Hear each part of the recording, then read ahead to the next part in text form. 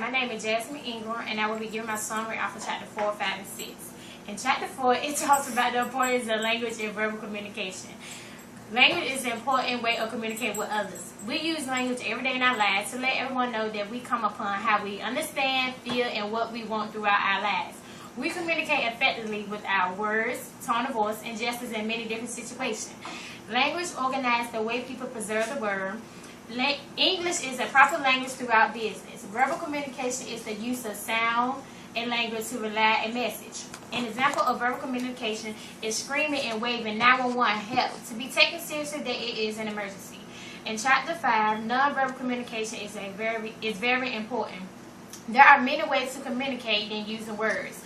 Nonverbal communication is communication that is being used to express feelings, emotions, and deliver a message without using words.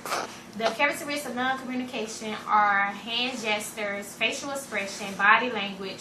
Some type of nonverbal communication are facial expression. For example, making a smile meaning that you are happy and friendly.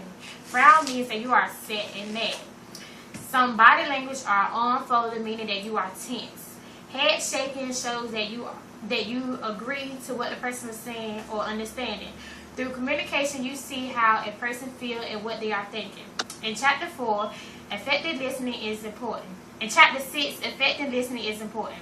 You learn and understand everything when you listen to hear the important facts. Listening is all about communicating and letting a person know you are understanding what they are saying.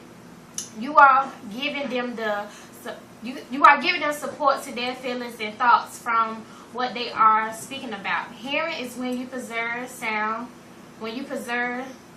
by ear, but listening is what you decide to do. When we listen, we learn. It is a difference because you hear what they are saying, but it doesn't mean that you are listening to understand. You can actually listen without hearing. To hear, you must pay attention and stop the thoughts coming through your head. Stages of effective language is about thinking, listening to respond, understanding, giving thoughts. And that is my summary for Chapter 4, 5, and 6.